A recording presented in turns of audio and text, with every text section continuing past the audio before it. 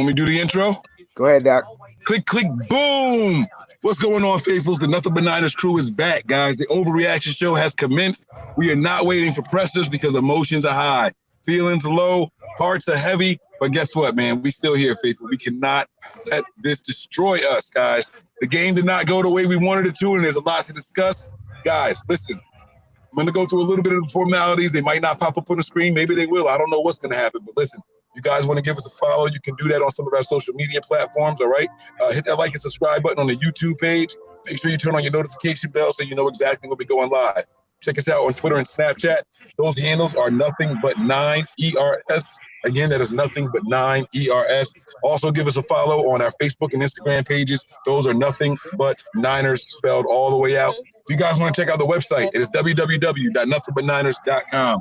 Again, that is www.nothingbutniners.com. It's your one-stop shop for any and everything from the 49ers and us here at Nothing But Niners, guys. Yo, my man Breezy's already sitting here. Y'all can see him, man. People's got their heads hanging and everything. Hearts are heavy. How you feeling over there, big dog? What's up? I'm feeling confused, man. I'm feeling a little bit confused. I'm not sure if I watched like greatness on one side or if I watched our team just give up the ghost. It was weird. So I feel confused. I don't want to say conflicted, but I definitely feel confused, man. Definitely feel confused. So I don't have my head hanging low or my heart heavy. I'm more like weirded out in the brain. Like I'm more like, what did I just watch? You know? And we're definitely gonna get into that, especially with Tony on the show. I'm gonna bring in Tony right now. So it was definitely like it was a weird vibe, you know. We had 6 minutes to go, and I just watched the guy just throw the ball in the air, man. I just watched him put the ball in the air, and guys just find ways to get open and make plays. You don't want to blame the defense on this game because I mean they played their hearts out.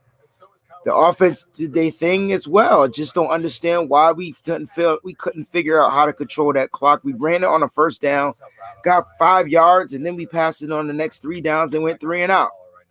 And I'm confused. I'm confused, Kyle. There's a lot to break down with the game, but let's start with a lot of people are going to talk about those missed penalties on that one drive. Oh yeah. All right, there were three missed penalties on that one drive. I feel like we should get that out of the way so we can talk about the rest of the second half. There was the false start.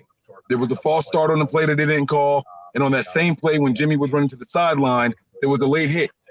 Neither one of those penalties were called. No flags were thrown. And then later on, Jimmy takes a helmet to helmet and is literally laying there holding his face. Yep. And again, no call. So I'm gonna present this question to you guys. We'll start with Tony and then we'll go back to Breezy. Do you feel like those penalties should have been called? And if they were, do you feel like that affects the outcome of the game? Absolutely. Those penalties should have been called 100%. And I can tell you right now, that's why this team did not win that game. They got put in a situation.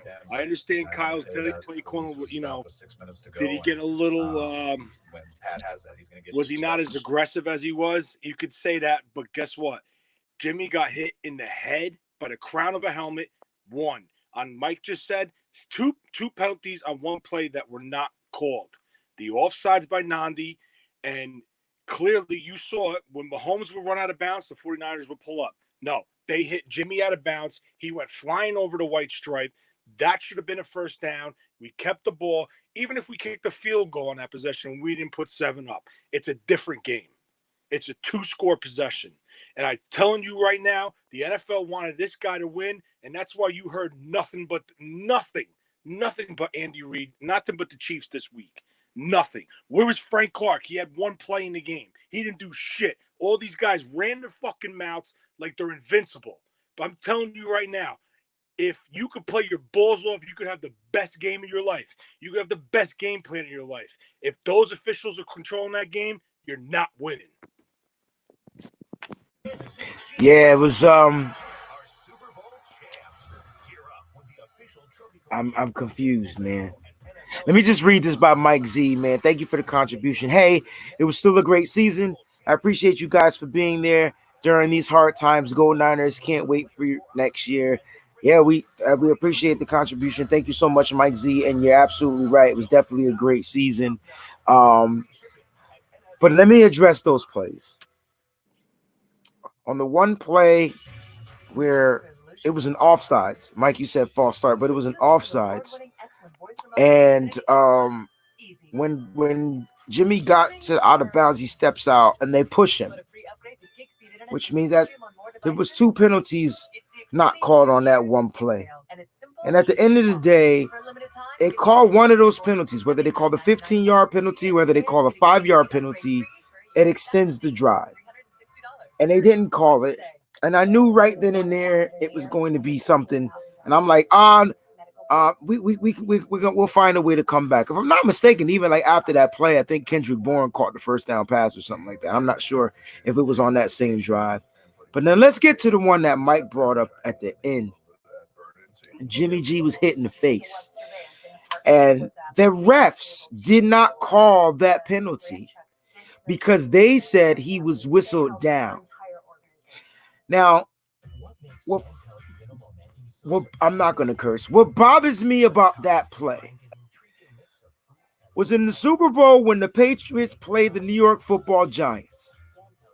And Eli Manning gets dragged by his jersey damn near to the ground by 2-3 defenders. And he throws, he's running and he throws the ball in the air, and David Tyree makes the catch. They did not whistle him down. They let the play go on. On that play, they didn't call the penalty because they whistled him down. They called the flag, but this flag didn't sustain because they whistled him down, because they blew the whistle and deemed the play to be dead. Even though Jimmy never got sacked, that was the only sack on Jimmy Garoppolo all night. Well, maybe he had 2 because I think Frank Clark got 1 at the end. But I don't understand. I don't understand why the refs felt like they had to control the game. Like why they had to. And I hate putting stuff on the refs, right? I hate saying it's the refs. Like that's like a scapegoat, because even Mike said we should have called that timeout in the first half so that the refs wouldn't have had to call that that offensive pass interference on George Kittle in the first half. I'm so confused, guys. I'm so confused. I know, Mike, you about to drop back in, and I just want to get to these contributions before they go away. But go ahead and take over while I find these contributions, bro. Yeah, I just wanted to get the penalty talk out of the way, because a lot of people are going to say, oh, the refs. And look, we can't change that, right? And there's going to be other things that we're going to discuss throughout this game. And guys, listen, Nothing But Niners has been here for 2 losing seasons. This was the best season we've had since we've been on this, and it's not going to stop. The shows don't stop. The conversations don't stop. We're getting ready to turn up for the off season. There's a lot of stuff going on. We know the Niners picking 31st. It's mock draft season time and all that. There's going to be a lot of stuff coming to you guys. But in the meantime, I want to encourage the faithful out there, man. Y'all got to hold your heads up. Don't walk around like we suck, okay? I know that we don't hang NFC Championship banners. I understand all of that stuff. But this was not a bad season. So much so that a lot of the staff are getting extensions right now. This team is young. This team is going to be a problem that they're going to have to deal with. We didn't do what the Rams did and go out and buy a bunch of old free agents to make that push and go for the gusto. We built this thing the right way. We are built to sustain this success. And there's still more areas that we can improve on that I absolutely believe we will. We're going to get back to the game. But in the meantime, I see Breezy finding the contributions. I'm going to shut up and let him do his thing real quick. All right, man. Shout out to my man, Liking 4647. Thank you for the contribution. And he says, and for those blaming Jimmy, y'all need to go back and watch the game. He played well and did everything that was asked of him. And you know what, man? I'm going to sit here and agree with you, bro. I'm going to sit here and agree with you. When Jimmy was told to drop back and deliver dimes, and I want to point this out. It wasn't until the commentators said that Jimmy was damn near perfect to when all of a sudden the decline of Jimmy started and the rise of Mahomes began. Think about that. Think about that for 1 second. It wasn't until they made that comment on air And then all of a sudden, Jimmy missed that pass to Debo. It was high. And then all of a sudden, they went 3 and out. And then Mahomes comes in and does what he does. So that was that. And another contribution. It's a blank contribution, but I'm going to read it anyway. Shout out to Logan Dean for the contribution. Thank you so much, man. We truly appreciate it. But you'll go ahead, Mike, man. I just want, yeah, go ahead, man. Yeah, bro. You know, I told y'all about jinxes. We talked about it in one of the shows this week, where it seems like as soon as they point something out, you know the exact opposite is about to come in, right? Tony mentioned that, you know, the NFL really wanted this team to win, right? And a lot of people are going to feel that way. A lot of people are going to feel like it was us against the refs and all that. Faithful. And this goes to Tony, this goes to everybody, including myself. I feel some type of way, but the truth is, we're going to sound bitter. We're going to sound like sore losers if we walk around saying that. I'm not telling y'all not to feel some type of way. Don't give them that satisfaction saying that. They called us pretenders all year long. 13-3. They said we were gonna lose that gauntlet of run of games, right? We came out of that 2-1. We can't give them the satisfaction of us crying about stuff because it hurt. Absolutely, it's supposed to. We're not supposed to sit here and be like, oh well, we still won. No, we can't say that. We lost the game. We can't change the history books, right? But we're gonna learn from this. That's one thing that this team does. They learn, man. And it took everything they had to beat us. It took a lot of help. It took a lot of bad calls, missed calls. All of that stuff, man. There was a lot of stuff going on. I didn't think that was a touchdown. That one play that they had, and maybe we wouldn't have stopped him from getting in later on. But his foot was on the line, and he had barely started to extend the ball. I felt like he was out of bounds, but there's a lot of stuff to go into it. We're gonna break all that stuff down here, man. This second half was something, man. We were up 10 points, and we lost by 11. It's kind of crazy. You know what I'm saying? So there's a lot to discuss. I'm gonna be quiet and let Tony talk because he hasn't said anything in a while, and we're gonna keep going, man. You're on mute, Wayne. Yeah, we're definitely gonna keep it going, guys. I'm not a sore loser, so the first thing I did was congratulate the Chiefs on winning the Super Bowl. Man, they played their hearts out, and apparently they found a way to get it done. And apparently we found a way to not get it done. But the cool thing is we'll be back, and we'll be back stronger. That and maybe this loss is what we needed to be better in the future, to not lose games like that, to not blow a 10-point lead, to sustain those things. Because at the end of the day, I felt like we blew it. I still don't think that the Chiefs beat us. I still don't think they did what they were supposed to do. I know Mahomes did his thing and extended plays when was supposed to. But I'm not gonna understand. I'm confused because I don't understand why they were. I mean, and I get it. When Holmes extends plays, there's gonna be some type of breakdown in the defense. And yeah, you could say F the Chiefs and all that stuff. That's cool. That's how I feel. But I'm still not gonna be a sore loser. You know about it. It is what it is. We lost. What we gonna do? Like, we lost.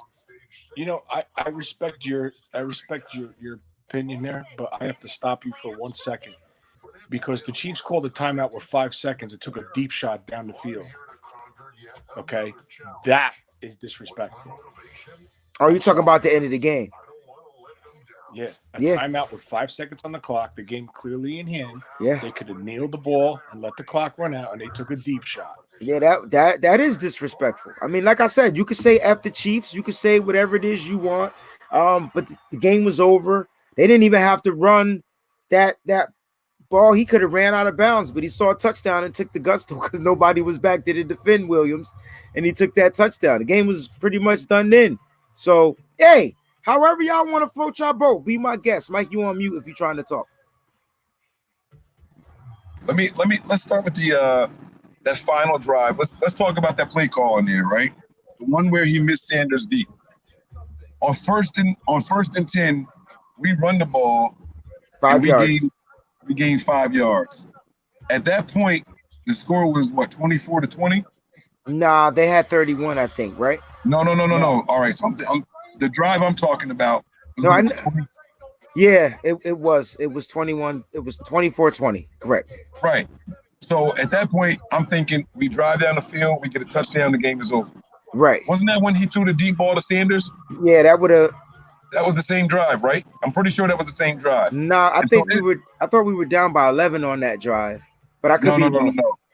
Nah, that was when Jimmy got hit and he got rocked and all that. Well, either way, there was a series where it was clearly 4-down territory. We're down by 4. It was 20-4.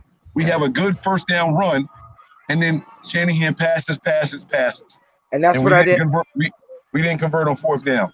That's why I I'm don't understand why he got away from the run when it looked like we were primed to go ahead and run the ball. Now, it's easy to question stuff afterwards, but that's what we're here to do. So nothing but Niners. One thing that we pride ourselves on is not going with the media narratives. We have been breaking those trends all year long. We have been, I'm not going to say we're educating the faithful, but we bring you guys a different perspective than what you can hear on NFL Network and on ESPN. But I do want to question why you guys think he got away from the run. And now, if Jimmy had to hit Sanders, all of a sudden it looks real different. Right now, I could be talking about two different drives here, and if that's the case, so be it. But I felt like the game wasn't out of hand, and we got away from the run. It didn't seem like it was necessary. What are your guys' thoughts on that and abandoning the run when that was clearly, like you said, we had this long discussion about it at halftime, whether it's did D-Wo carry the ball at all in the second half? Nah. I think did he have one run or was it a pass? I know he did have a big gain in the second half. I'm not sure if it was a run or a pass, but I know they didn't utilize Debo like they did in the first half. It was like we changed the game plan and tried to get others involved. You start seeing Juice Check catch passes, and I think Kittle caught a pass. And at that point, Garoppolo was spreading the ball around. He was getting the ball out. Even Bourne caught two of them. Bourne caught. He extended 2 first down passes. If I'm not mistaken. There's cat. Oh. And I think you were right, Mike. I think that was the play. If we would have caught that touchdown pass, we would have went up by 3 if he had connected. And I think I put Sanders needed that hill speed to catch that pass because that was a good ball. And Sanders had double coverage beat. And we always keep saying Jimmy can't throw the ball deep. And if he could have just got under that ball a little bit, or it was a little less thrown, that was a touchdown. So doesn't that tell you what we should be looking for to add this offseason? So this offseason, that lets you know that Jimmy is now getting the ball down the field and deeper than his receivers are running. So we're gonna be looking to add somebody with speed, consistent hands and a little bit of speed. You know, and I'm excited about that. I don't know what John Ross's contract situation is over there in Cincinnati. Whether we do it in the draft, we look for somebody in the offseason, whatever the case is. But that tells me that, look, man, maybe, I know Marquise Goodwin wasn't active, but we could have used somebody with that field, stretch the field a little bit, open things up a little bit more in the middle of the field. There's areas that this team can improve, so let's make no mistakes about it. This is far from a perfect team. You know what I'm saying? I think that there's some things that we can do here to improve play calling and all that stuff. Well, Mike, they're absolutely going to do that. You know what I'm saying? Like, they're absolutely going to improve. This team is only going to get better. You called it. Why? They're young. They got the same coaching coming back. I think they're only going to be missing. I think Woods, you said, I think was going to be the only one that's going to be gone. This team's coming back, man. This team is coming back, and they're going to only add to be better. It's not like that Rams team that went to the Super Bowl and now they're stuck in contract situations and they had to go and give up picks to get a Jalen Ramsey who, in my opinion, is going to be on his decline because he's going to be dealing with receivers that he can't cover in NFC West. Going forward, this team is going to be amazing to watch. So y'all just sit there and keep being supportive. Just want to read these contributions real quick. Jagger 805, not going to lie. I started off a Ravens fan, but deep down, I always rooted for the Niners. I just didn't know it. Thanks for all you do. Much respect. Man, we truly appreciate your contribution. We truly glad that you joined the faithful, man. And keep in touch, man. Stay tuned, man, because all we're going to do is bring you that fire. We got the NFL Combine starting up, and then we're going to be getting into draft picks. Green Mobster, the nail was hammered when Ward blew the coverage, and we definitely need to bring that into fruition. Ward had one bad play all game, and I don't think Ward was playing that deep zone like he normally does. I felt like he tried to run, and then Hill put a move on him, And instead of him just playing as deep as he can to not, to possibly be in position to get the pick the pass or break up the pass, he ended up getting burnt, and Hill caught that 3rd and 15 bomb, yo. And I mean, the defensive line's got to get there, right? Like they got to get there. They got to get there on that 3rd and 15. They get to the quarterback usually on 3rd and longs just about every game, and they couldn't get him to force that ball to be. The ball was underthrown. Wasn't the ball underthrown? That pass was underthrown. It's just that Hill had beat Ward so bad in that coverage, Ward couldn't get back to the pass. But luckily they were able to get him down. And then came the penalty play in the end zone to Travis Kelce. There was a comment from my boy, and I'm trying to find it, and I just wanted to post it. It was a contribution comment. If I missed it, my apologies. We're sitting here talking. Breezy, let's see. What up, boys? This dude said, Breezy, what the hell are you talking about? Jimmy overthrew Samuel Sanders. That was not a good ball. Stop making all these effing excuses. Jimmy Garoppolo, he's the effing. He is with the F. He is effing lemon. Well, I'm glad you feel that way. That's emotions talking right there, bro. Jimmy Garoppolo is the reason this team is 13-3. Miss me with all of that, bro. That's emotion talking. Listen, and I respect his opinion, but that's not the truth. And that's what I'm saying. When I tell y'all these narratives are going to start coming out, this is going to be one of them. Jimmy can't do it when he needs to, and da-da-da-da-da. That's not the case, man. If another wide receiver other than Sanders was running that route, they catch that ball because they have more speed. If that was Richie James, he has enough speed to get under that. That would have been a Debo. Yeah.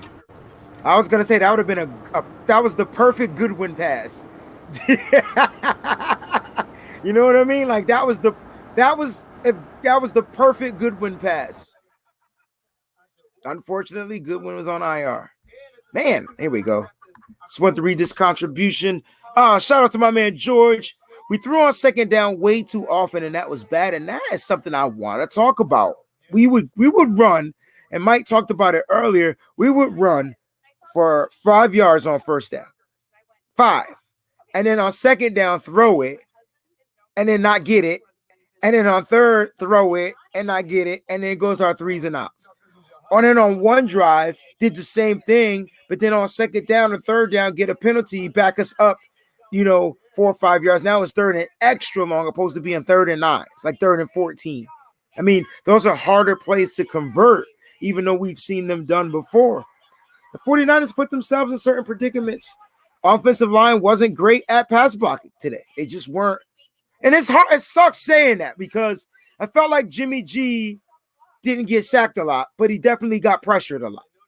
So, therefore, it meant that the offensive line just weren't as great. And that's why I couldn't figure out why they weren't running the ball. What's up, Nick?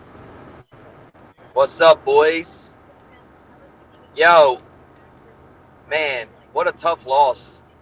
What a tough loss. A lot of penalties that weren't called. Obviously, I'm not going to blame it on that. This defense and the offense both faltered in the 4th quarter, in my opinion. Obviously, like you were just talking about the Emmanuel Sanders overthrow. Obviously, the George Kittle offensive pass interference was a big call. They missed a helmet to helmet on Jimmy Garoppolo in the 4th. The Frank Clark jumping off, defensive encroachment and not calling it, just letting the play out. He got off way too fast. But I mean, at the end of the day, man, as much as I'm upset and sad and all this other stuff, this team is a young team, man, and we held them all the way up until like 4 minutes left in the quarter to allow any type of explosion. Please. Obviously, the Richard Sherman ball, he gave up on a one-on-one.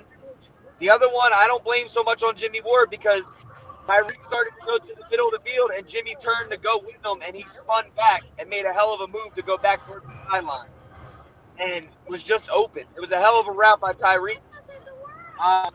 Heck of a throw by Patrick, and just in general, man, it was like it's sad. It's just, I just think we still could have won that game, and I just feel like we faltered in the fourth when it mattered the most. We weren't getting to Patrick Mahomes.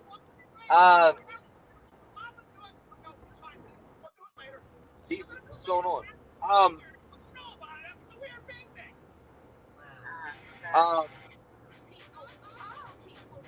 Be losing some reception, bro. Hey, Mike. Mike, can you hear me? Yeah, we hear you, man. I can hear you. Okay, I can't hear anything with the music and stuff. That's why I don't know if you can hear me or not. I don't have any music on. Yeah, I don't know what you're talking about. Oh, we just heard a bunch of stupid kids. I hear, oh, me so horny. Playing. Okay. I don't know, but keep talking, man. It's we hear you. Yeah, so I mean, like I said, man, I'm proud of these guys. I'm proud of these guys, like the way they played.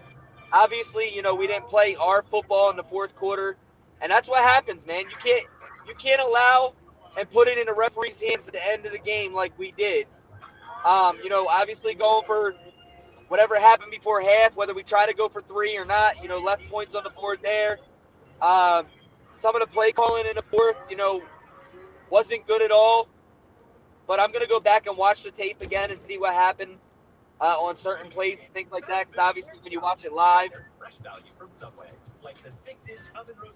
Yo, I do hear music now. I don't know where that's coming from. I hear crazy music. I can't even I'm gonna leave and come back, and just in case I don't know where it's coming from, but I'm gonna leave and pop back in. All right. It's probably my TV, which is not even that loud. But all right. No, I don't think it was your TV. But like I said, man, this is tough. It's a rough loss. Obviously, we thought we were gonna win this game. But for the first 3 quarters, we did win this game. I mean, we created pressure. We got sacks. We made Patrick Mahomes throw 2 interceptions. It was crazy. Breida didn't take a single snap.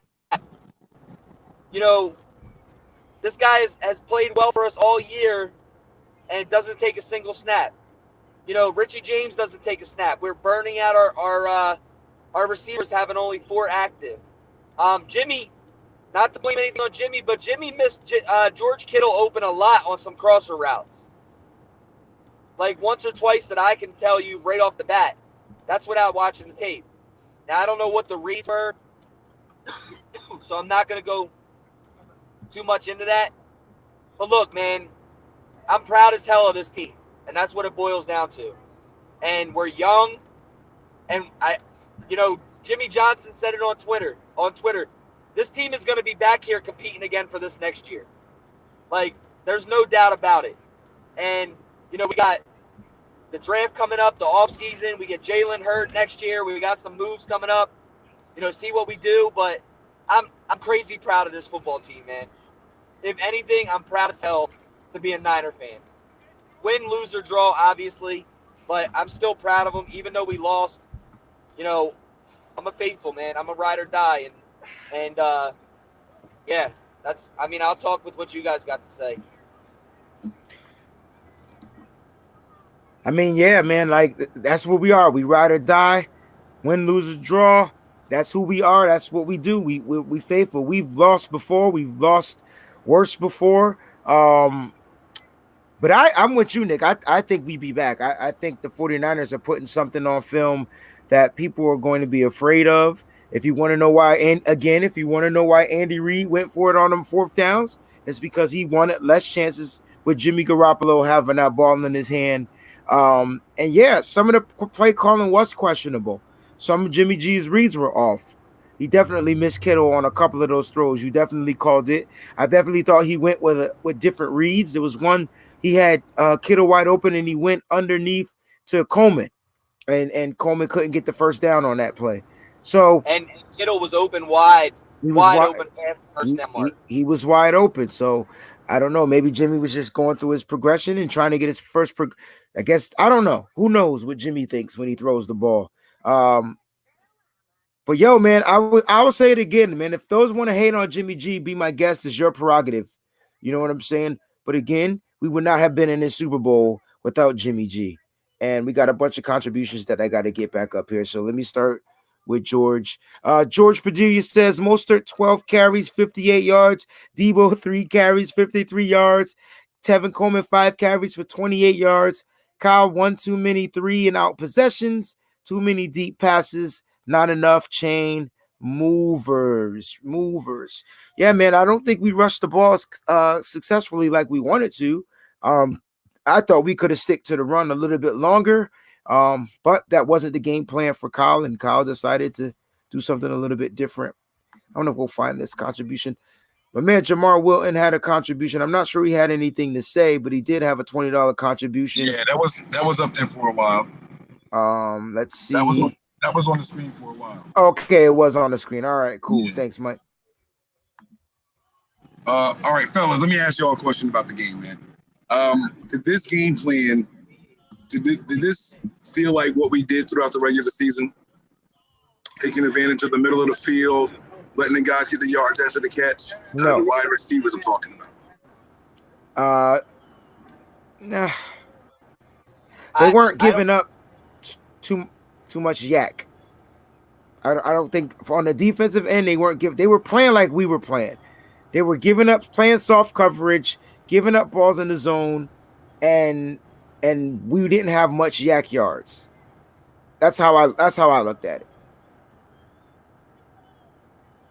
I think we were throwing outside the numbers a lot more, to be honest with you, than we were across the middle of the field. Just like George Padilla just said, what up, George? He was saying that there was a lot of deeper throws this game than we normally do, right? I think we stuck with the screen game a little too long.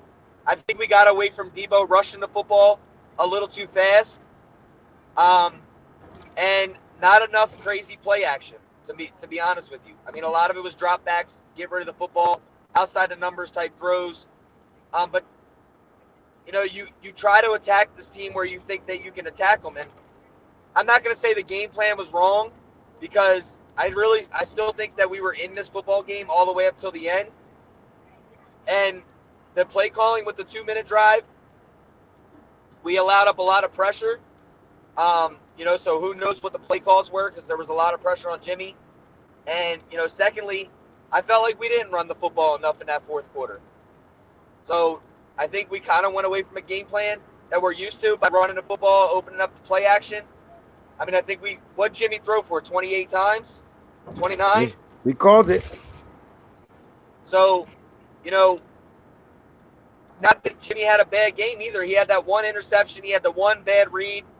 But he did not look good in the last 2 possessions in the fourth quarter. He was getting a lot of pressure. They were bringing a lot of blitz packages right up the middle, the late blitzes. So you can't put that on Jimmy's shoulders, man. Obviously you can get the one penalty. Well, it wasn't even a penalty. They took it back. But the one throw where he kind of like threw it and tried to get to Mostert, that's a silly play in my eyes. Even though, thank God, somebody else illegally touched it and Mostert, it wasn't picked off. But other than that, Mike, I think we did go away from the middle of the field. Can somebody, one of the viewers out there, or maybe if y'all have it already, can somebody type in the stats for the wide receivers, the targets and receptions or whatever it was, like, how many receptions and catches? I don't know what the numbers were. I haven't seen any stats other than what George put up here. So I'm just curious as to how everybody did in the game tonight. I want to know how the wide receivers did with the catches.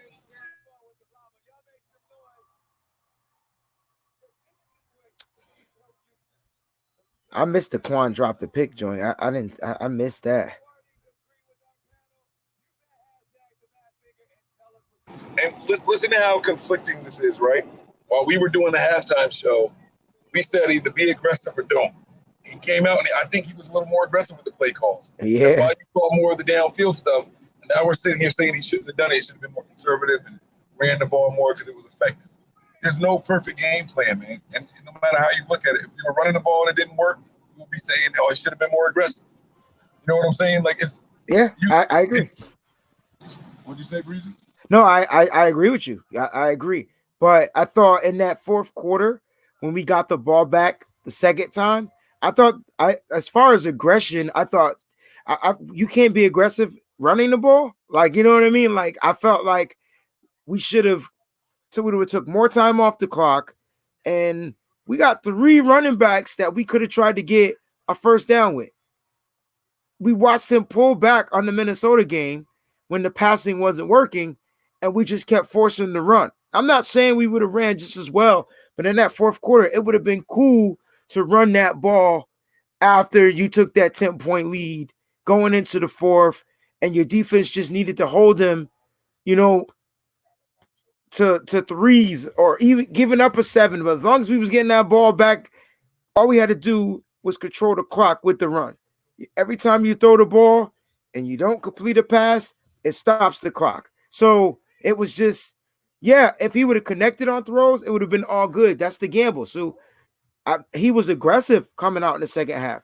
Man, we was on here calling the aggression. We got 3 points to start it off with. Then we got a touchdown out of it. We went 3 and out after that, more interception. We can't go 3 and out after interception. Like you can't. Like you can't. And I don't care who you're playing. I don't care if you're playing the New York Football Jets. You want to score after you get a turnover. And we couldn't on that play. And that is kind of like one of the ways we kind of like started declining. Then the missed penalties came. And then the penalties started going in the Chiefs' favor, right? And then all of a sudden, you started to see the momentum shift. We're like, dang, this can't happen. This can't be happening right now. Not with 5-6 minutes left. This can't possibly be happening. And it happened. Yeah, I agree with you. I mean, I think clock management towards the end of the game, we weren't running the football at all. We just came out gunning. And, I thought that we should have ran the ball a little bit to control the clock and, obviously go down and try to score. Because like you said, we were throwing the ball and we went 3 and out on 2 possessions. And those 2 possessions, we gave them good field position. I think they started at the 35 on a punt. And, the one, I forget what the second possession was, but I just felt like we didn't control the clock at all very well in the fourth quarter. And obviously that had to Go ahead, Mike. I missed what you were saying when you first came on. I had to back out and come back in. You said that somebody was playing well all year and then we didn't see him. Who were you talking about when you said that? Wait, say that again. I popped in and you said he played well all year and then we didn't see him tonight or something like that. Who are you talking about? Breida. Oh, Breida. I mean, we haven't seen Breida the last 5 games of the season, though. Yeah, man, like 6. He's had 1 or 2 snaps, though. We didn't even see a snap out of him tonight. That's what I was saying. Yeah, okay. Wilson took his snaps. Yeah. Jeff Wilson took his snaps tonight. Okay. All right. I just didn't know who it was. I didn't mean to interrupt you. So and then he also talked about how we went in with like 4 receivers opposed to 5. So it definitely shortened the rotation a little bit, And you bring in Wilson. Wilson gets that one play, cool. But I don't even think Wilson ran the ball. I think Wilson was a pass catcher today. Yeah, he ran the ball once though. Okay. He did run the ball. That I remember. Yeah, off the top of my head. 2 pass attempts, 1 run maybe. Because I guess you can't call one of the pass attempts because it was offsides, I believe, by them, and it was a free play. And I kept saying, had he caught that was in the first half. Yeah, man, like people want to talk about these refs, man. It's really hard to overlook the refs. So when we go to bed tonight, we're gonna see freaking pinstripes in our freaking dreams, opposed to, yeah. So, do you think that we messed up by rushing Joe Staley back in there? Because y'all, I noticed a lot more pressure on Jimmy afterwards, but I don't know if it was coming from Joe's side necessarily. Joe Staley missed, I think, 2 series with a hand injury, and then he came back. But I noticed an uptick on pressure on Jimmy Garoppolo. Was that from Joe Staley's side, or did he hold his own when he came back? I thought it was. I didn't see pressures from the outsides. Period. Everything was coming from the inside. Yeah, most So of the pressures was inside, I believe. you were getting, and they weren't even getting at Jimmy. They were getting hands up and what's his name? Chris Jones had like 2-3 batted down passes. You know what I'm saying? It's like, so I didn't see the pressures coming because when school came in the game, I'm like, oh, here we go. Man, we drove that ball right down the field. You know what I'm saying? So, and Joe Staley came right back in. So it was like, I didn't even realize how long he was out. It was the pressures were more coming from the interior, from the inside. Staley was out for like 3 series. Okay. At least. That I noticed. Because I didn't notice until Mike said he was out. Or somebody said in the chat. And then I watched the series and I'm like, wait, where is he? Yeah, I said that. Maybe it wasn't so many, maybe it wasn't as many series as I thought, but they were long drives, sustained drives when he was out. Yeah. Because I remember him coming back in and I'm like, oh man, he's back. That's what's up. But yeah, man, like I didn't think, I thought that the tackles played fairly well though, Mike. I did see McGlinchey on his ass once. That wasn't good. And that was one of the pressures that kind of got to Jimmy when McGlinchey went down. But I thought Joe Staley held his own, man. I'm not sure if this is the end of Joe. This may be his last game as a Niner. But dang, I really wanted to win this one for Joe, man. I really did. Hey, I'm seeing some sexist and homophobic comments in the chat. Moderators, get on that. Get that shit out of my chat. I can't do it from my phone. All right, so I got to do it? If you do it, there's other moderators in the chat right now that can do it. Okay, because I'm not following the chat. So Richard Sherman tweeted it, or said in his press conference, I didn't hear it, but I just saw it, said, it's just mistakes. We just made mistakes, and we weren't tired. We made mistakes. And you could tell in that fourth quarter, they just, like I said, I don't know if they were, I didn't know if they were tired or not, but you could definitely tell that something faltered in the defensive plan in the fourth quarter. And it's just, I don't know, man. It's just sad. But like I said earlier, man, it's just, we got a lot to look forward to. I don't think Joe Staley's done. I mean, he got a 2-year extension. I think he'll play out his next year. But, allow Justin School to get a little bit better and things like that. But that's just my opinion as of right now. And, I'm just trying to be as positive as I possibly can right now, because this one hurt, man. Like, I watched, just my age, I watched 2 Super Bowls that we won, and now I've watched 2 Super Bowls that we lost. So, it's just, I'm 2-2. I really wanted this for the guys this year, and I really thought it was our year, and I really think that we played really good football, and I just think we faltered at the end. And, like I said earlier, I really don't have any hesitation, and I know it takes a lot to get back here, but this team just has that drive and will, man. I really believe that.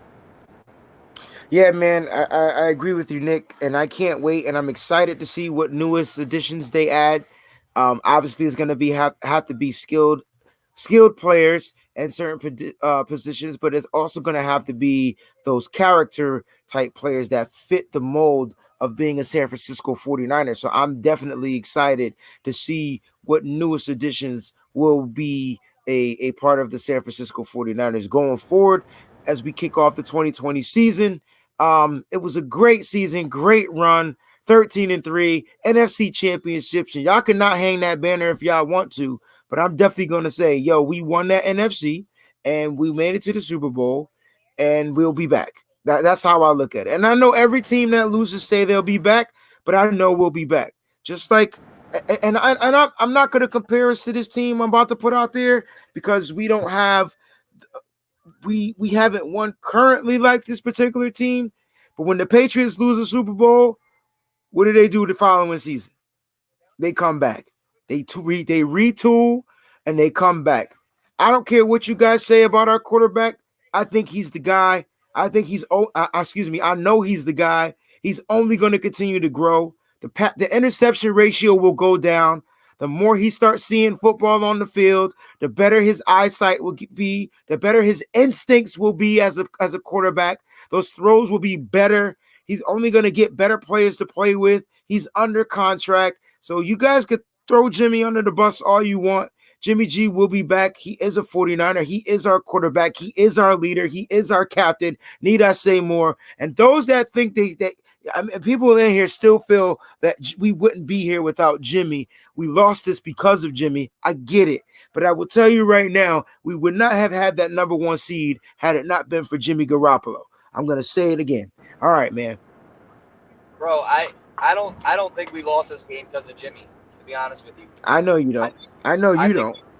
No, I'm just saying in general. I think we lost this game defensively, to be honest with you, in the fourth quarter. We held them all the way up to the fourth quarter with about 9 minutes left. They scored 10 points. They scored on the next 2 drives, 10 points to take the lead. And then obviously the long run, Quan Alexander had 5 missed tackles easily throughout the whole game. And that's something we might have to address in the offseason. I mean, is he going to be a missed tackler, or is he going to, you know what I'm saying? But again, coming back from the peck, does that give him does that give him a pass? I don't know. I'm not saying he was the weakest link on the defense, but he definitely missed Williams a lot. And Williams put on some moves too. Like all their receivers put on moves. All their receivers, even Kelsey stopped, did a spin, and was able to juke somebody. So that's who they were. They did what they did.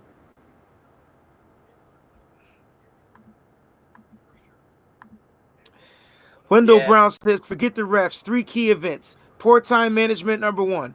End of first half. Number 2, going 3 and out after Mahomes. Second pick. Number 3, giving up that 3rd and 15. That 3rd and 15 was a dagger. He's right. That's what I'm saying. A lot of that, it was obviously some of it was offensively. You can't go 3 and out after you get an interception and you get good field position. 20, 30 yards, you're getting a field goal out of that, right? And we just couldn't do it. That's the punt that we pinned them at like the 17, I believe. And then the next punt that we went 3 and out, we pinned them at the 35. Or got up to the 35. Oh yeah. Obviously, the one play where, we were inches away from picking up that fumble on the strip sack. Inches, and then we get the turnover. Then we get the pick. Obviously I can't say that the strip sack means anything because we obviously got to pick the next play, but I just really put this on the defense in the last in the last final minutes of the game. 9 minutes to go. I really just think we faltered. We gave up that 3rd and 15. We gave up a couple big plays. We gave up the touchdown to Kelsey. It just missed tackles to give first downs in the fourth quarter to keep drives going. Obviously, 4th down conversions, they had 2 of them. I'd like to see what their 3rd down conversions were because they did pretty well on 3rd downs tonight. And, compared to what other teams we faced, 3rd downs. In the fourth quarter, they definitely did well on 3rd downs. But I think this game will look like Kansas City dominated because of the way they played football in the fourth quarter. But I still don't feel that way as actually sitting there watching the game. But they scored what, 21 points in like the last 10 minutes of the game? Last 9 minutes. 9 minutes. 9 minutes. That's why I put it on the defense, man. I put it on the defense too, Nick. So don't feel like you're alone on that. And the reason why I put it on the defense, I thought that the defense was getting fatigued, and I also thought that the defense was miscommunicating because they were giving up too many weird deep routes, and a lot of those balls were just thrown in the air. Like all right, the Richard Sherman one, he got burnt by Sammy Watkins on that play. And we knew that he had no help. They kept saying there was no help at the over the top. for Sammy Watkins, and Mahomes was able to make that throw. The pressure couldn't get to him. He was able to make that throw, but he didn't score. And we knew we just knew. Like we know Richard Sherman struggles in man. He's not a man corner. He can play man on certain plays. He just got burnt with speed on that particular play, and it was what it was. Again, when we talked about that Jimmy Ward, he got a move put on him. He got a move put on him. Manuel Mosley gave up a ball. K'Wan Williams, I believe, was pretty much on lock throughout the whole game. It was just weird. It was just weird. Missed tackles, not wrapping as well as I thought. They were giving up too many yards in the rushing game. Obviously, that one long 30-something yard rush touchdown to Williams at the end made it seem like he had the greatest game of his freaking career, which he did. And Pat Mahomes did what he do best when extending plays. He's probably the best at a play extension. I was explaining to my wife, Ricky, on one drive when Pat Mahomes was able to get outside of the pocket, outside of those tackles on the end. He was able to complete the throw because it turned Richard Sherman's back, and the receiver was able to break off. Richard Sherman over pursued the throw, run into the out of bounds zone, part of the zone, and then the guy and Mahomes threw it right in. But then on the next play, they contained him from getting outside. He had to step back on the inside, and it forced Patrick Mahomes. I think that's where the fumble came. And it was because he couldn't break to the outside. That's when Bosa was able to get inside, and they kept him in, and the fumble came out. And luckily, he was able to jump back on that ball for his sake. But, hey, man, we got beat. At the end of the day, we lost that game as a team. Wayne, you were just talking about Mahomes getting out the pocket, right? Yes. And a lot of those comeback plays, they weren't just first downs. There were times where he dumped the ball off ahead of the first down, and we'd miss tackles. Yes. And give them the first down. Correct. I would say three to four times out of the 7 or 8 plays that they did like that were in front of the line to gain, so the first down mark, and we missed tackles to allow them to get the first down. And that's just from looking now, watching live. Obviously, when I go watch tape and we bring another show, we could definitely do the show where we go back and rewatch it. And I want to do a show on those flags and penalties, man. I want to do a show called Flags and Penalties. I think when we go back and watch this game again, I think we're going to be really disappointed. I know y'all are saying it was on the defense, and the defense has some blame too. But I think that we're going to really think that the offense didn't show up. There's no reason to only put up 20 points against that defense. This defense is not as good as they made it seem like it was.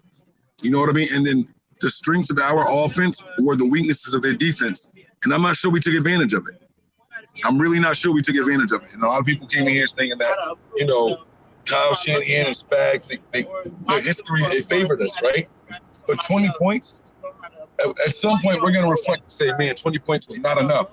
We had a 10-point lead in the fourth quarter, and we needed to go out there and take a lot of time off the clock.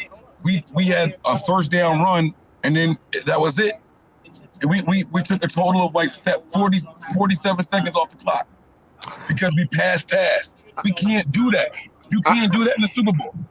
Even if you win 3 and out with keeping the ball on the ground, you at least take off 2 minutes. Like it just doesn't make any sense. I think we can blame a lot more on the offense. I agree with. Sorry, Wayne. Go ahead. No, you're right. Go ahead. You got it. I agree with you, Mike. I'm not saying that the offense isn't anything to blame. I just think giving up 21 points in the fourth quarter is more so on the defense, obviously, than the offense. I think there's more to blame on the defensive side of the football than there is on the offensive side. That doesn't mean that the offense didn't do what they should have been doing, because I already said bad time manage it. There wasn't any run plays. We came out just gunning and had 2 3 and outs. So the play calling, the time management, and obviously the play calling. Yeah, but see, now listen, I'm not sitting here trying to make excuses for the defense. The defense held their offense to 10 points with 10 minutes left in the game. And you can't go out there and go 3 and out, 4 and out, 3 and out, 4 and out, and expect your defense to not get tired. You know what I'm saying? These boys are out there covering a lot of grass to make sure they didn't give up big plays. And it wasn't until our offense kept faltering that finally we cracked.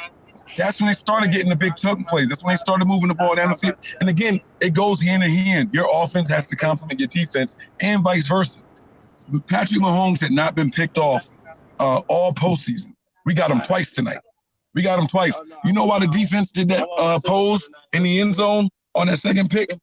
Because they thought the offense is going to do something now. They're going to give us some time. They're going to give us an ability to catch a breath. But no, we ran all the way to the end zone. We posted this dumbass picture, right? And then 47 seconds later, they right back out there on the field. Now they tired because they ran all the way to the end. Then they had to run back to our sideline. Then they had to put their helmets right back on to get back out there on defense. You got to be better than that. I don't care if it's the 3 and out. It's a 3 and out with 47 seconds. Bro, that's two play clocks is longer than that. I agree. There's no excuse for it. I agree with you, Mike. But at the end of the day, you can't give up a 3rd and fucking 15 either on defense. I don't give a fuck if you tired or not. You cannot give up a 3rd and freaking 15. You cannot. That is unfucking acceptable. You can talk about offense all you want. Yeah, they suck. Yeah, Kyle blew it. Yeah, they couldn't score. Yeah, Jimmy couldn't get it done. But the defense gave up a 3rd and 15. How the fuck is that not the defense fault? Blame that shit on the offense if you want. Flag me on YouTube. Kick me off the show. That's on the fucking defense. Fuck all y'all out there. Because at the end of the day, the defense gave up a 3rd and 15. Suck it. Now say something. Breezy, I wish bro. y'all go ahead and say something. But you got to understand what I'm saying, Breezy. It's not that I don't understand. No. I didn't say you didn't understand. What I'm saying is on a 3rd and 15, that means it's going to be a long play, right? It's going to be a long play. It's going to be a long play. We're talking about it's 3rd and 15. They already 2 plays they already run, and the defense is running left and right, up and down. Here come the 3rd play. We happy now, right? It's 3rd and 15. We knew that was going to be a big play. That means we got to cover a lot of ground again. You really believe that if they were well rested, that we would have gave up at 3rd and 15? That's all I'm saying. Is there were contributing factors to giving up that 3rd and 15. It's unacceptable. I'm not saying that you're wrong in your assessment. What I'm saying is you have to look at how we got there. You got to look at how the defense got there, man. I got you, but at the end of the day, you get paid to play defense, Mike. I don't care if you're tired. This is war of attrition, my guy. This is why you get paid millions of dollars. Go drink a Gatorade, go pop a Gatorade pill, get a shot in the buttocks, do what you got to do, but you got to go out there and give up your job. They were lost in coverage on that Tyreek Hill bomb, bro. At the end of the day, you could blame it on attrition, you could blame it on tired, you could blame it on the offense, but guess who didn't make the play, Mike? The 3 defenders on defense. They didn't make that play. The 4 linemen couldn't get to what you call it. He throws the ball in the air. Mind you, that ball was underthrown, and Tyreek Hill made the play. I'm not taking away from who Tyreek Hill is, but you got to pass interference, crack the guy in the nutsack, do something. Don't let him catch that pass. But there was nobody around him. He was wide open. Therefore, that's why Richard Sherman said, we made mistakes. That's got to be why he said stuff like that. Everybody was making mistakes in the secondary because they were tired, because the offense didn't come through, because they just made mistakes. At the end of the day, they gotta make those plays, Mike. That's not an excuse, man. I get it. Kyle Shanahan was weird in this play calling. He's been all season. He can't do this shit ever again, or the 49er fans will give him the business. But at the end of the day, I'm not saying it was just the defense fault. I'm saying the defense has to continue doing what they've been doing all game. Make plays. The offense needed to go out there and extend drives, get points, but they couldn't for some reason. J-Dog, real quick. Thanks for the contribution. How was it the defense? Kyle has totally lost confidence in Jimmy, not calling A2 at the end of the first. Not calling a timeout at the end of the first half was painful. It truly was, J-Dog. It truly was. It truly was. But at the end of the game, who didn't make the play, J-Dog? At the end of the game, when it came down to that play. Wait. Before you keep going, I want to comment on this because How can you say Kyle has totally lost confidence in Jimmy G when Jimmy G threw a bomb to George Kittle and before that play and was called offensive pass interference? He put it on Jimmy's hands to get them in field goal range, and Jimmy made the play. And it Correct. just so happened to be that the refs called an offensive pass interference. That's not losing confidence in Jimmy Garoppolo. Yes, it That's is. not. Yes, it is. And I'm gonna tell you why it's losing confidence in Jimmy Garoppolo. Yeah, that play did exist, but that was a desperation play because he knew we were going into the half regardless, and he had nothing to lose at that point. If he believed in Jimmy Garoppolo, if he had a little bit more confidence in him, he would have called timeout, and we wouldn't have been throwing bombs like that in the first place because that was a 35-second difference in the play clock. We got the ball back with less than a minute versus a minute 35. Right? So now you don't have to throw that bomb because you can methodically march down the field. You get points on the board. You come back out at the second half, and then you get more points. Now, all of a sudden, the confidence of the entire team changes. There's a big difference. The confidence is what this guy is talking about in his comment. And that's exactly what affects the confidence. That's what I'm trying to say, though. If that play is not offensive pass interference, we're getting points. No. We're getting I hear you, Nick. What did Nick say? I missed it. I'm sorry. What did he say? He's saying if that play wasn't OPI, that's points. That was points right there. But Nick is saying it was showing confidence in Jimmy G because they ran a play. It was a deep bomb. He was open. It was the perfect throw, and he made the play, and they called OPI. Was it suspect? Hey, but they called it. That play happened before anything about calling a timeout or anything. And then after it did not. No, it did not. That play happened well after he should have called timeout. They had the ball to punt on 4th and long, and he didn't call a timeout before the punt. That's what we're talking about. Right. But that's what I'm asking you. How is that on Jimmy G? That's his fault. No. It's not on Jimmy G. No, I said it's not on Jimmy G. It's on Kyle Shanahan. It's not on Jimmy G. Nick, that's what the comment said. The comment said that Kyle Shanahan lost confidence in Jimmy G. Otherwise, he would have called the timeout. I agree with what you're saying. That's not on Jimmy G. That's Kyle Shanahan not thinking that, all right, we might not get points here. He was content with going to the locker room because if it weren't for that big run, we would have just gone a 3-and-out there. You get what I'm saying? Like he ran the ball twice on that drive. He was ready to go to the locker room, but that play. He didn't give us enough time to go out there and methodically go down the field. That's what he's saying. He's not saying that it was Jimmy Garoppolo. He was saying that, oh, wow, look at this. I guess we could have done it. We've seen Kyle do this before, man. We have seen Kyle Shanahan say, you know what? I'm calling a timeout before they punt the ball. I remember, what game was it? Damn it. It was the Packers game, as a matter of fact. The first time we played the Packers, I was like, all right, we stopped them. Let's go to the locker room. He called a timeout, and then boom, he marched down the field and scored, and we came out the second half, and we scored again. He showed offense. I believe in you guys. I'm going to give you more time to go out here and get these points, and we're going to come back out in the second half, and we're going to do it again. He did not call a timeout. He let that play clock run, and then on 3rd and long or whatever it was, he throws the bomb down there. I'm not saying that he doesn't believe in Jimmy's ability. I'm saying that he was content with going to the locker room at halftime, and you got to talk. That's a questionable series. Okay, it's questionable, bro. I can agree with you on that, but to what the caller was saying, he was saying that Kyle lost confidence in Jimmy G, right? Because he didn't call that timeout. And what you're saying is he didn't lose confidence in Jimmy G. Kyle just effed up.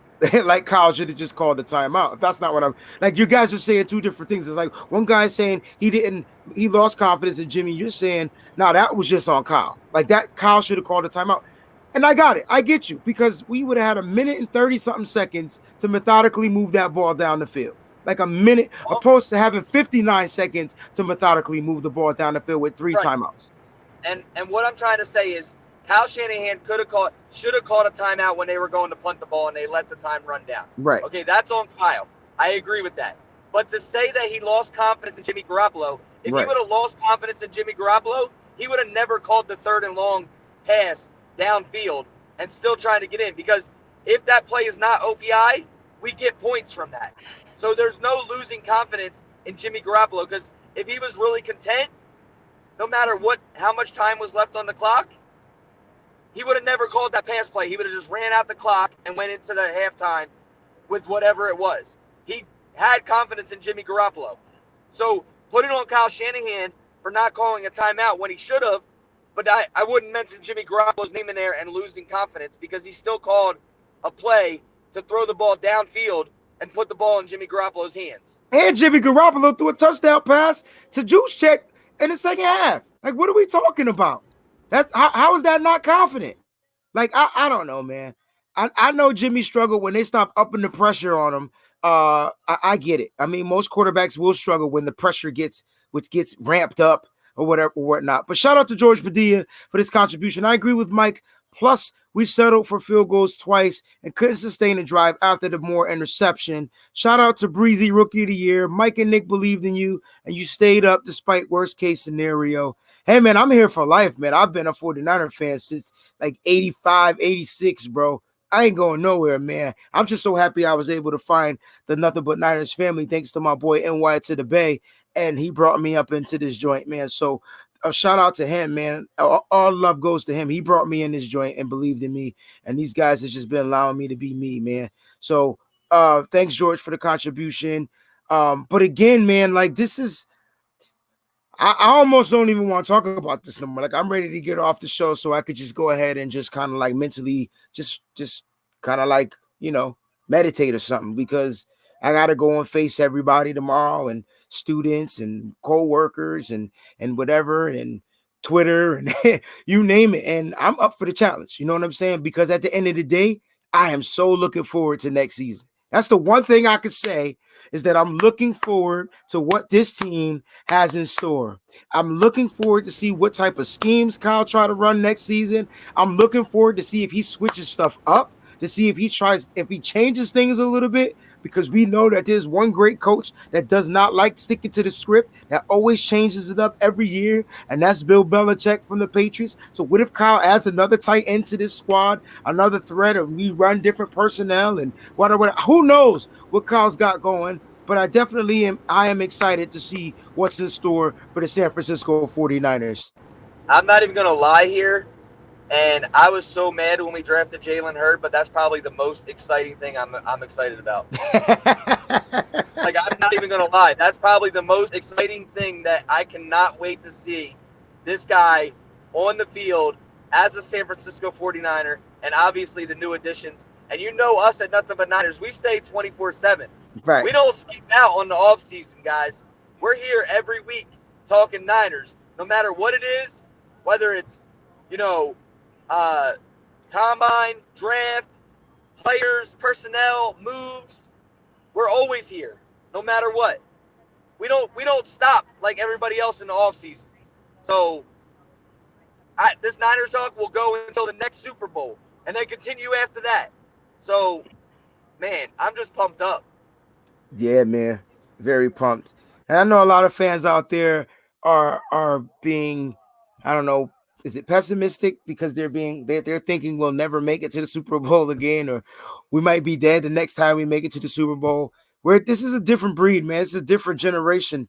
You got to look at the way that they built this team, and you got to look at the way the team is crafted to continue to compete at a high level. And now that the system has been implemented, all they're going to do is keep plugging and playing guys, and the offseason's coming, guys. We're going to be losing some people, man. We can't keep everybody. So that's going to be exciting to talk about, right, Mike and Nick? Like, we're going to be losing some people. Do we franchise tag Eric Armstead? Do we re-sign Jimmy Ward? Do we are we going to give a contract to Breida? We got some free agents. Do we cut Jerick McKinnon and cut our ties and take the salary cap hit and move on? Like, there's so many things that can happen to this 49ers team, and that's going to happen to the 49ers team in the offseason. But you know what's going to hurt me the most, fellas? You know what's going to hurt me? It's gonna make me hurt the most. Like, my wife didn't want to watch any of the pressers. I mean, neither did I, but she wanted to change the channel immediately. And I had to keep it on because I had to realize that what happened really happened. And then I came down here to do the show. But I think the thing that's going to hurt me the most is the narratives that they try to spin on our boy Jimmy and and the rest of the team. So the narratives are probably what's going to hurt the most. I hope they give it a few days, man. I'm hoping they talk about the Chiefs for a little while before they start throwing the 49ers stuff out there. Because they got to get Richard Sherman. He's getting old. He got beat like on one play in the whole game, and they're going to bring that up. They're going to talk about not Jimmy G's 3 quarters of play. Well, 12 3 quarters plus an extra 2 minutes of play where he was damn near like 2 incomplete passes, 1 interception, and a touchdown pass. They're going to bring up the fact that he couldn't close out on a game. Like, these are the narratives that they're going to spin. So just brace yourselves, guys. It's going to be a long ride. It's going to be bumpy, but stay faithful. Please stay faithful. I'm begging you to stay faithful because this team is going to be exciting to watch going forward. It's exciting. I'm with you on that, brother. I was sitting here saying, when we first locked up the number 1 seed, when we locked up the NFC West, I said right away in the group chats, I said, regardless of how we finish this season, guys, next year is probably going to be even better. Look at the weapons that we get back. Look at the opportunity we have for growth and the pieces that we can add. We went into this season and we felt like we were 3 pieces away. Well, I can't speak for everybody else. I felt like we were 3 pieces away. I felt like we needed another wide receiver, and I felt like we needed a pass rusher. And it looks like we found our tackles of the future. It looks like we found a solid backup center in case what's his name doesn't work out. There was a lot of things that it looks like we found that we weren't even trying to, consider at the moment because we had Weston Richburg. But you look at guys, Nick talked about it, Jalen Hurd. Jalen Hurd in the run game is exactly what Debo is, but on steroids. It's going to be insane. And he's a red zone threat because the guy is 6'5", like a legit 6'4" and some change. So there's a lot to be excited about going forward, man. Don't get discouraged, Faithful. Look, we lost. It's hurt. You're supposed to hurt. And there's a whole bunch of different ways to deal with heartbreak, right? There's like, 7 steps to heartbreak or something like that. And one of them is anger. One of them is denial. And one of them is like when you start blaming other people. What is that called? It's redirecting or something like that. We're going to go through all of that stuff throughout this off season, but we can't give up. We got to stay encouraged, and that's what we're here for.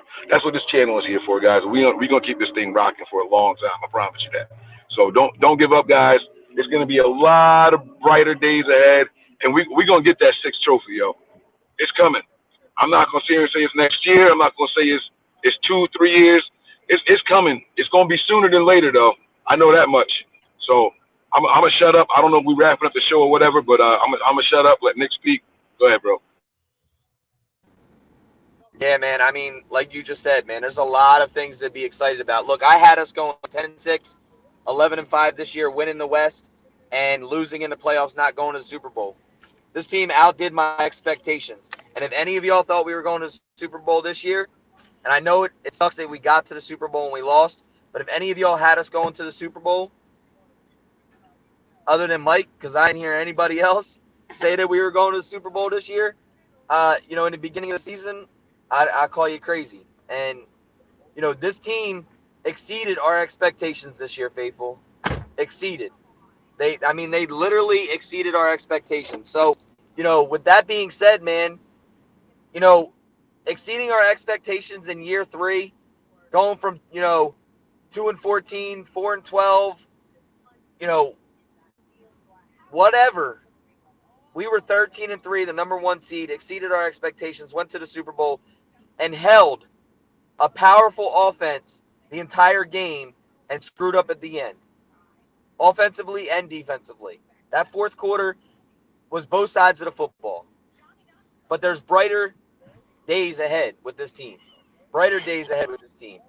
And if you don't think that and you want to crawl up under a rock and be sad, that's fine. Because guess what? It hurts. I'm probably going to cry tonight.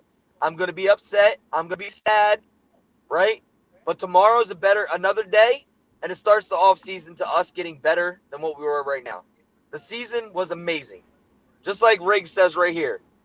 The season was amazing. 49er faithful forever. Nothing but Niners. Love what you boys do. This is a young team that has me pumped for the next year. We got to look for it, guys. We got to pull it deep. It hurts us right now because we just lost the Super Bowl. A lot of us, some of these guys, were young and in high school that are on this team. The last time we were, starting college, the last time we were in a Super Bowl, and now they're part of it. Nick Bosa's only going to get better. Debo Samuel's only going to get better. Kendrick Bourne's only going to get better, right? Jimmy Garoppolo is only going to get better. Our offensive line is only going to get better. Raheem Mostert is going to get better. So everything that we look at right now, everything is looking up. I know it's a down moment right now, but this entire squad and the entire season is looking up. And like Mike said, man, we're going to be back there soon. And we're going to get that 6th ring. We're going to. I'm proud of this team, man. I'm crazy proud of this team. Yeah, man. Like, go ahead, Mike. I'm sorry. I might have jinxed this in the beginning of the season. I called 13-3 in a Super Bowl appearance. I never said that we were going to win the Super Bowl. My bad, faithfuls. I should have just put it all the way out there. I should have just put it all the way out there, man. I do think that we talked about on the last show about rituals and things like that. We broke a couple of them tonight. We'll get into that later on, Nick. We'll get into it, but it's all fun and games, guys. We do a lot of this stuff out of love and support for each other. And again, man, we want to make sure that we're not those crazy fans out there that are just, for a long time, people called this fan base delusional. That was the word going around the Bay when you talked about the Fox. When you talked about 49er fans, there was a lot of people saying the delusional fans and all that stuff. Reality is here, guys. We made it this far. And I'm telling you, it's going to be a lot of fun stuff. We're going to see Jimmy Garoppolo in his 2nd season in Kyle Shanahan's system. I know how long he's been on the roster, but playing it and actually doing it, playing it and then sitting there are two different things. And, I'm not going to say it now, but we'll get to that stuff. It's going to be a long off season, guys. We went from the 2nd pick to picking 2nd to last.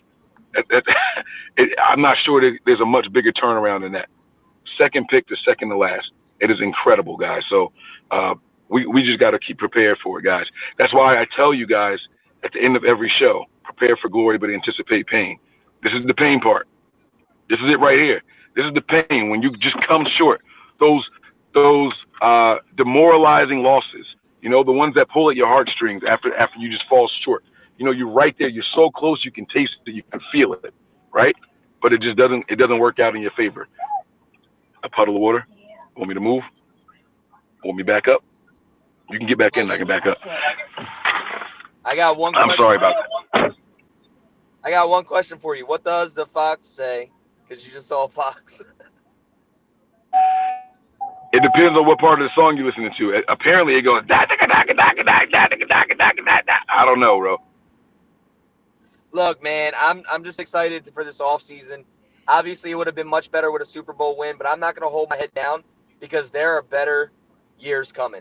Like you just said, Jimmy Garoppolo has played 1 full season in this 49ers offense.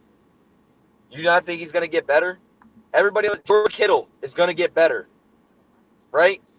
Tevin Coleman is in this system another year. Raheem Mostert is in this system another year, running the football. Obviously we got some pieces that we're going to lose, and we'll get into all that and who we're going to lose and things like that. But we're also going to gain some things, and we're going to gain people that we don't know about. And we're going to gain people that may come here and be better than we'll. So I'm super excited, man. Yeah, man, I'm super excited, man. Shout out to Rich Rivera. You guys are the best. I love your show, and we young. I love our team, Niners for life. Mistakes, and we didn't get any calls. We're going to talk about those calls on a whole nother show because I want to dissect the penalties. George and Debo and the rest of the team are ballers. I love my team, Niners for life. Yeah, bro, like we definitely are going to be better. I mean, it only makes sense, right? I mean, like how do you regress with this type of system? It's only going to get better. I believe we got the right GM. I believe we got the right coaches. And I believe that this was just a taste of what it's going to be like for the near future. Kansas City has been struggling to get here. They knock out the juggernauts and they make it and they get the victory. Well, in the NFC, we knocked out our juggernauts. We are going to be the juggernauts of the NFC, and we will be back in the Super Bowl. So Super Bowl 55, get ready. 49er faithful, get ready. Nothing But Niners, get ready.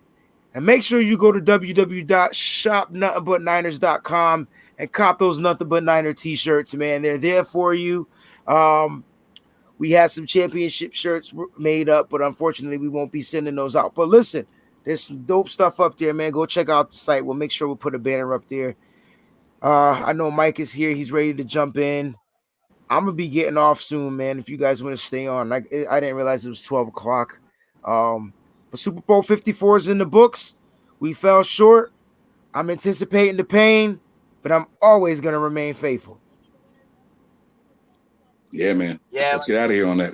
That's good enough for you me. just said it, man. You just said it, and like I said, you know, this team, you know, hold your head high, guys, and thank you for all the support throughout the years. If you guys are new to us, you know, hit that like and subscribe button. You know, we'll be here all year long, man. We don't go anywhere. So we talk Niners all year long. We'll probably do maybe a fan interaction show this week. Have some people on, you know, see what you guys are feeling, how you're feeling going into the future, and man, I'm you know, above all else, stay faithful because that's what it all matters. That's what it all matters. I'm good, man. I'm not going to touch on any of it, man. I'm here to pick up my kids. So I'm ready to go. My daughters are hiding from me. I got to find two of my daughters. I don't know how to stand quiet for this long. I got to find them. All right, All guys. right, well, let's kick it off. Prepare for glory. Anticipate pain. But always remain faithful. Peace. We out of here. Peace. Go Niners.